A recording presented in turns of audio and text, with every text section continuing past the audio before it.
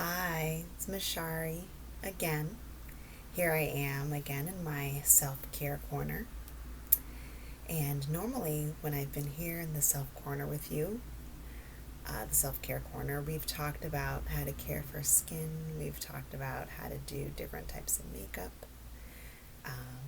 I almost did one about my hair, but I needed to go out somewhere today, so I just did it without filming it with you guys. Um, we've talked a little bit too about how to settle the mind and the body through doing art projects, exploring, um, doing a little bit of coloring, sitting quietly, doing some thinking, some considering. All of those things are peaceful to the mind and to the body. But today, I'm going through something. Okay, so there's someone that I follow named Christina Cleveland, and right now she's grieving and she's choosing to do it publicly. And one of the things that I feel has been my call through the different seasons of my life is that I share with some people where I am or what I'm learning in that season, and it's a blessing to others.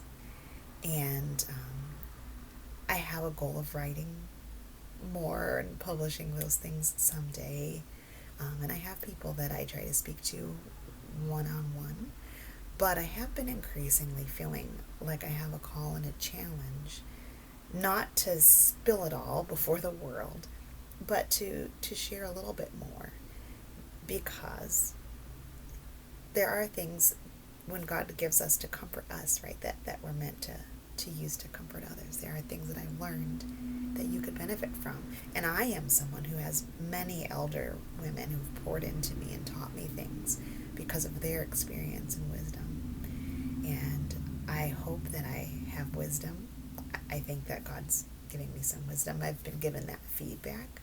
But of course, I hope to continue to grow in that. But where we are to now today, I'm processing some things. And I'm going to share them with you as I process them, because I think that right now it's a unique time where this type of a thing that I'm learning and thinking about and pondering and wondering about, I think that it can be helpful to do that in a community, but especially right now, right now I'm filming this in the middle of, we're still in shelter in place because of the coronavirus.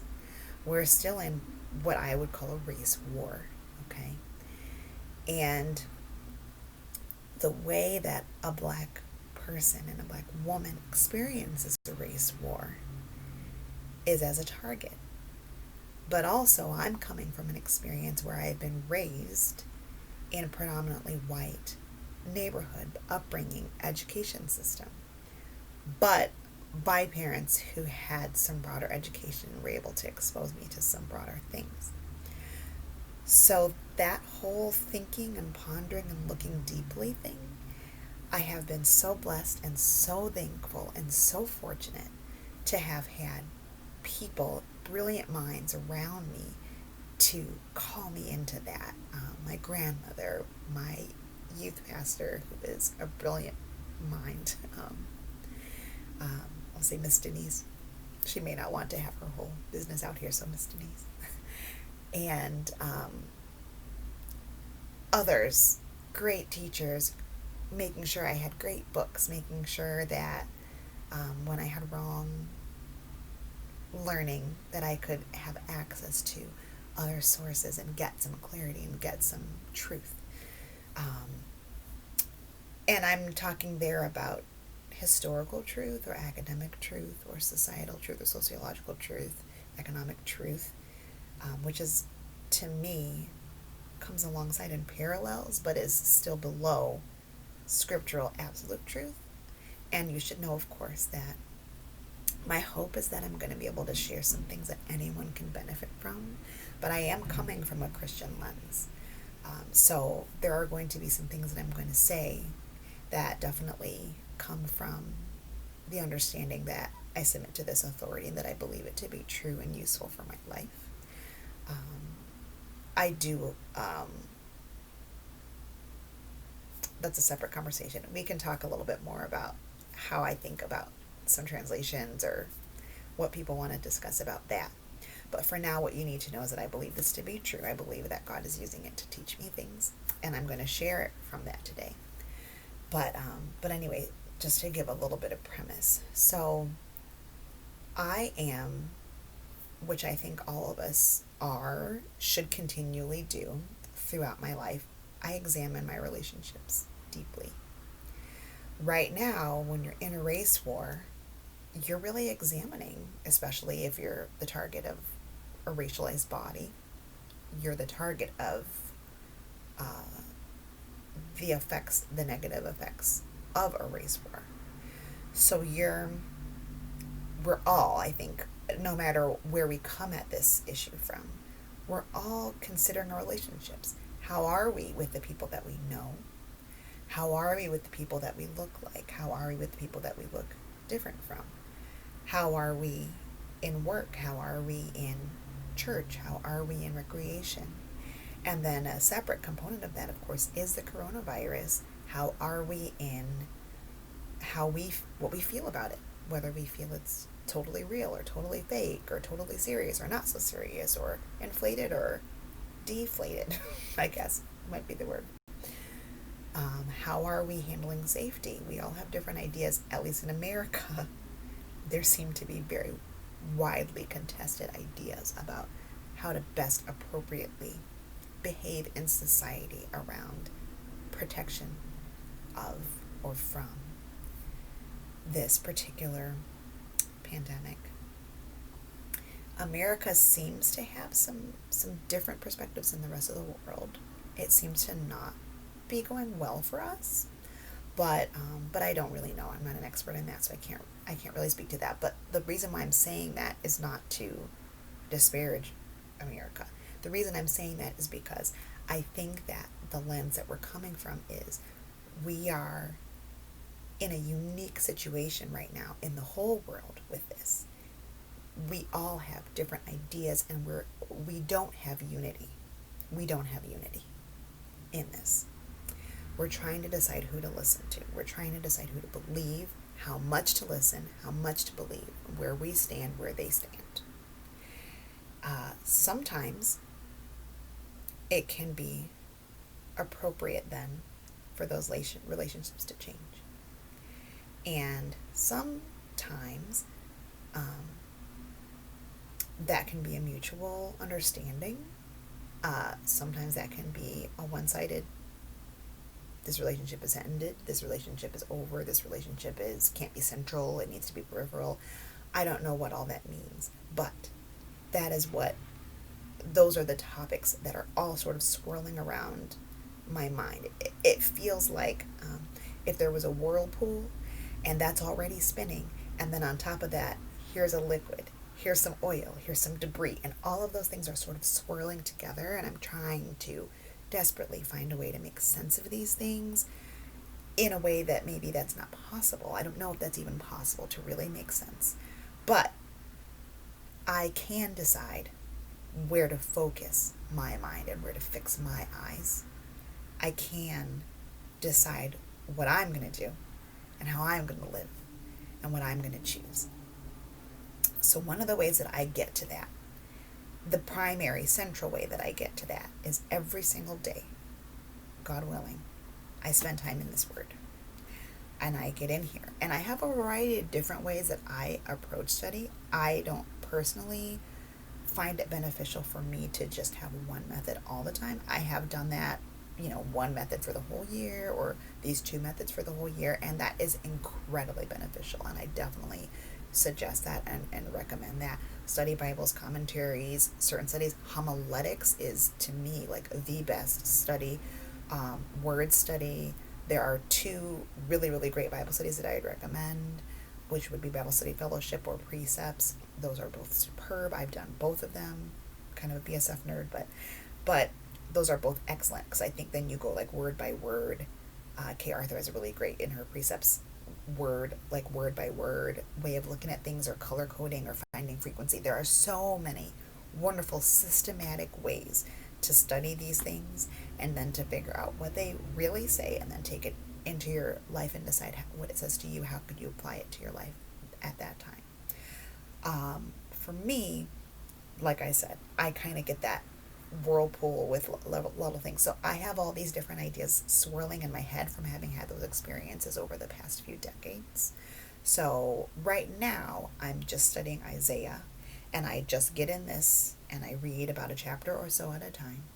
And I'm looking for whatever God brings out. So sometimes it is the repeated word. And then usually I draw a little picture, a ditto, or something like that in here, or make some notes. Um, I might notice patterns. I might notice people or things that I know are echoed in other parts of the Bible. But so I'm getting a little off topic. The point is, when I was trying to figure out some of these relationship patterns that I'm looking at, I'm trying to find out when there's not one clear issue. Like, for example, if it's an abuse relationship, it can be hard to determine when it's abuse. But once you figure out that it's abuse, that's the issue. And that's the central issue. And all the other issues are not the one that are central to what you need to deal with. Okay? It's just like if, your toddler is tired and he needs a nap. Okay? The favorite toy and the favorite blanket are things that he's going to talk about, but that's not the central issue. The core issue is that child needs a nap. Sleep is what the child needs. So I have been trying to look at these different relationships that I've been concerned about, relationships that are giving me some yellow and red flags, and I'm wondering, is this ending? Is this needing to change? Is this person just needing to be repositioned in my life? Are they repositioning me? Or what is going on? There seems to be some tension. There seems to be something different happening. And I'm trying to figure out what that is, because I need to determine what I will do in that relationship to feel safe and to feel healthy. And they need to make that decision too. And hopefully you can do that together, but sometimes you can't. So I've been trying to figure that out. Race makes things more complicated. COVID makes things more complicated. Transitions in work and ministry that I'm happening to go through right now and that other people are going through right now makes things more complicated. Health concerns make things more complicated. Long-standing beliefs, core beliefs, different ideologies, especially if you've had ideologies that now are flipping in the midst of this, because this is not something that you had experienced before, and now this is the reality. That's a shock. So then deciding what to do, and how to be, and what the root is. So for these particular relationships that brought me to this passage today, I'm sensing something in someone, and I'm feeling like I'm putting them too centered in my mind and in my heart and in my thoughts and in my feelings. And I'm feeling like I am under attack in some way. Okay? So then this passage comes, and this is what this made me think of. Okay? Before I read, I'm going to read and I'm going to stop and tell you what I think I'm learning from this. But before I read, this passage identifies Pharaoh or Egypt. Okay? So for me, in my life, I have experienced circumstances that felt like slavery. Okay? And so once I have been released from that circumstance, that slave circumstance, or that circumstance where I felt that someone had undue power or undue control over me, in a mistreating way, and in a hard-hearted way, and in a way that God delivered me from. Okay? There have been circumstances like that. Those circumstances for me have become my Egypt. Okay? That person would be the Pharaoh, but I think I can also think of them as my Egypt. Okay? So when that's a relationship, then that's something that you need to consider, right? Especially if that's been a pattern for you. It's been a pattern for me. It's not just been, in work situations or with teacher situations, but in some relationships too. So for me, when that Egypt comes up in the scripture, or when Pharaoh comes up in the scripture, I know that God delivered the Israelites from that. So that was something to be left behind. And they were a little bit tempted to go back, which a lot of times can happen. So for me, and I'm not giving you some commentary or some doctrine about what this passage actually means as it was intended. Okay, what I'm telling you is that when I read this, for me, that's what Egypt represents for me in my life today. So when I hear God saying something in here about Egypt, to me, I'm thinking that relationship that has those qualities, a relationship that has a quality of making me feel unduly controlled, oppressed, harmed, abused, unheard, those types of things are Egypt. Okay. So this is in Isaiah 30. This is the Bible that I'm using for this, so you know what version, because I think it's always a good idea to look up different versions. This actually is not my favorite, but I like coloring in it. I prefer NIV. What sorrow awaits my rebellious children, says the Lord. You make plans that are contrary to mine. You make alliances not directed by my spirit, thus piling up your sins.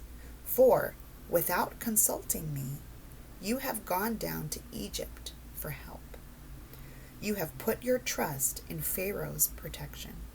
You have tried to hide in his shade, but by trusting Pharaoh, you will be humiliated, and by depending on him, you will be disgraced. For though his power extends to Zon, and his officials have arrived in Hanes, which it would be wise for me to look up those two places to see what they might signify for that time period, because that might give me some insight into what that could mean. But right now, that's not what I'm thinking about. All who trust in him will be ashamed. He will not help you. Instead, he will disgrace you. So that gives me some things to look for in a relationship. If I'm feeling like I've been ashamed for trusting someone, if I've been disgraced by depending on them, or humiliated from trusting them, if I felt like they would not help me, but instead they would disgrace me, that's an indication that this was a relationship that was not something that I was supposed to be part of. This is something that I need to be delivered from and released from. This message came to me concerning the animals in the Negev. The caravan moves slowly across the terrible desert to Egypt, seeking Egypt, going toward Egypt. Donkeys weighed down with riches, and camels loaded with treasure, all to pay for Egypt's protection.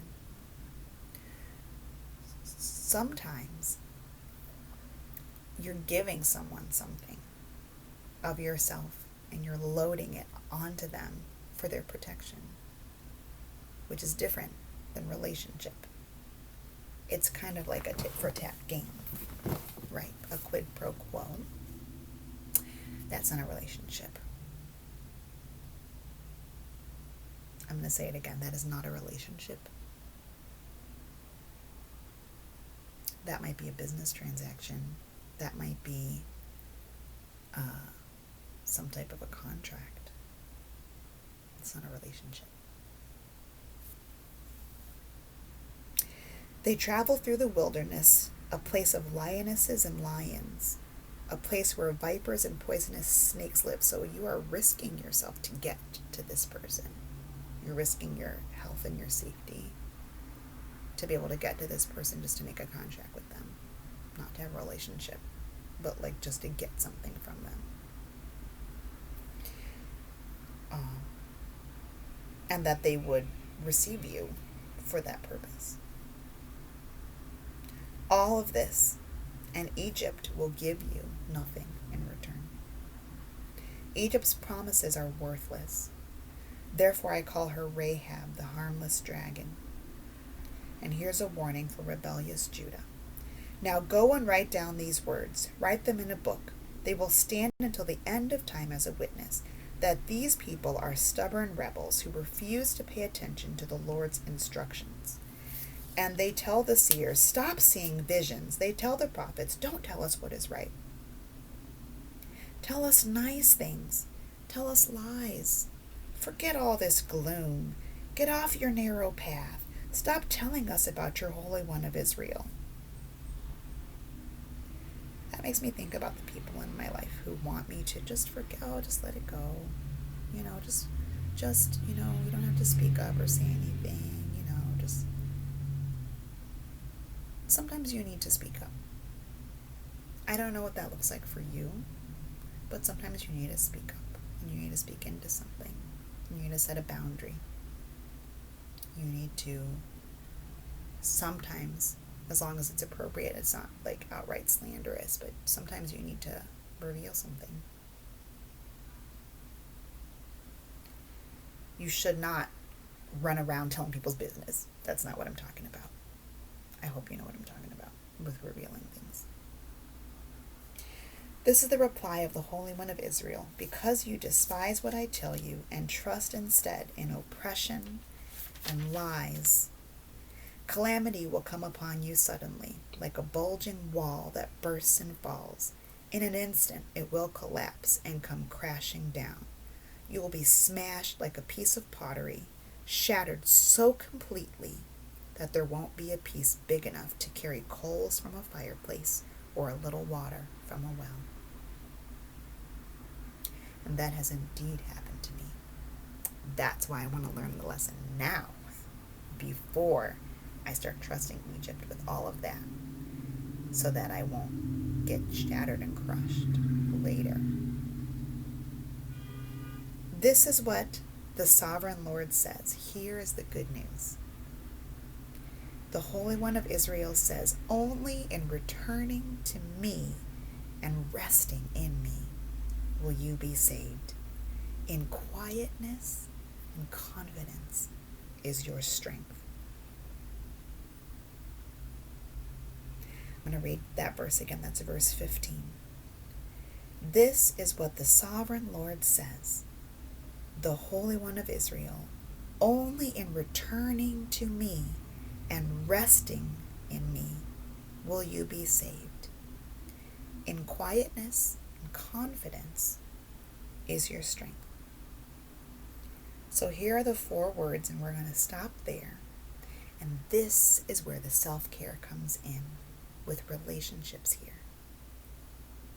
Returning, resting, quietness, confidence. I'm going to say those 4 words one more time. Returning, resting, quietness, confidence. What do you need to return to? Let me tell you, I have been dieting and exercising every day for like 3 weeks. And then I was like, man, I don't want one more vegetable. I don't want to do one more sit-up. I am so tired of doing this. So I stopped for like 4 days. And it starts to undo already what I've done, right? But I returned. For one day, I started to build back already. And then I rested so that I wouldn't get burnt out like that again and feel like giving up. Returning to what I knew was the right thing to do, I rested. Quietness. For me, right now, I've heard a lot of people suggesting that I take some more breaks. I've shared with you, if you've watched my videos, that I love music, but that there's so much noise going on in my life with having 2 little kids and being stuck in the house and trying to prepare classroom and ministry and doing all these different things and recondo my house and all that stuff. I need some quietness to turn off all that noise. And then confidence. Confidence. I need to be very clear in who I am and what I want, what the vision is, what we're working toward. That will keep me from looking to Egypt for something that God has already provided for me. Because that's the issue, right? If you're looking to get that whatever it is somewhere else, that's not confidence. And that's when you go and you seek that counterfeit, right? You seek that destructive thing, or maybe it's not even as serious as that. It could just be, that fifth cookie, right? It doesn't have to be the worst, most serious thing. But is it the best?